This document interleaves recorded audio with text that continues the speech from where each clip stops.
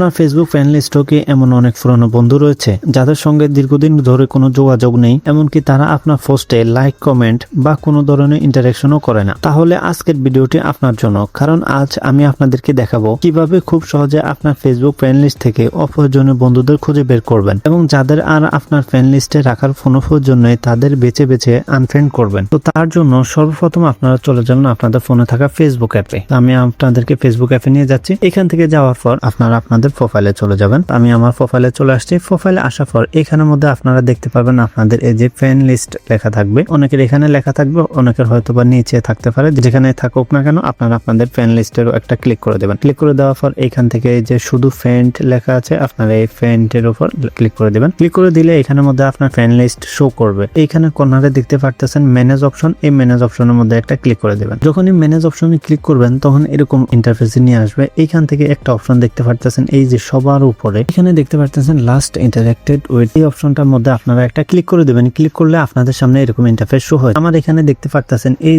যে ফ্রেন্ড গুলা এরা কিন্তু কখনো আমার পোস্টে লাইক, কমেন্ট অথবা কোনো রিয়েকশন দেখায়নি। এই যে এখানে দেখতে পাচ্ছেন টোটাল 9 জন। তো আপনাদেরও যদি এমনটা দেখায় তাহলে আপনারা এখানের মধ্যে দেখতে পারতেছেন একজন একজন করে আপনারা এখান থেকে তাদেরকে আনফ্রেন্ড করে দিতে পারবেন। এই যে এখানে আনফ্রেন্ড লেখা আছে, জাস্ট আনফ্রেন্ড এর উপর ক্লিক করবেন। এখান থেকে নীল লেখা দিয়ে দেখতে পারতেছেন এই যে আনফ্রেন্ড, এটার মধ্যে ক্লিক করবেন। ক্লিক করলে সাথে সাথে সে আনফ্রেন্ড হয়ে যাবে। আর যদি আপনাদের আরো বেশি থাকে তাহলে যদি আপনারা একসাথে তাদেরকে আনফ্রেন্ড করে দিতে চান তাহলে এইখান থেকে উপরে দেখতে পারতেছেন এই যে সিলেক্ট মাল্টিপল, এটার মধ্যে একটা ক্লিক করে দিবেন। ক্লিক করে দেওয়ার পর এরকম ইন্টারফেস শো হয়ে যাবে। এইখান থেকে আপনারা দেখতে পারতেছেন সাইডে যে বক্সগুলো আছে এই বক্সগুলোতে এভাবে ক্লিক করে দিবেন। যখনই ক্লিক করে দিবেন আপনারা সবগুলা ক্লিক করে দেওয়ার পর এখান থেকে এই যে কর্নারে দেখতে পারতেছেন নিচে লেখা আছে নীল লেখা দিয়ে আনফ্রেন্ড, এটার মধ্যে একটা ক্লিক করে দিবেন। ক্লিক করে দিয়ে এখান থেকে আবার কনফার্ম করে দিবেন আনফ্রেন্ডে। ক্লিক করে দিলে কিন্তু তারা সাথে সাথে আনফ্রেন্ড হয়ে যাবে। তো এইভাবে কিন্তু আপনারা চাইলে আপনাদের যে ফেসবুক আইডিটা আছে যেটার মধ্যে যারা কখনো লাইক, কমেন্ট, কোনো রিয়েকশন দেখায়নি তাদেরকে বের করে করে আনফ্রেন্ড করে দিতে পারেন।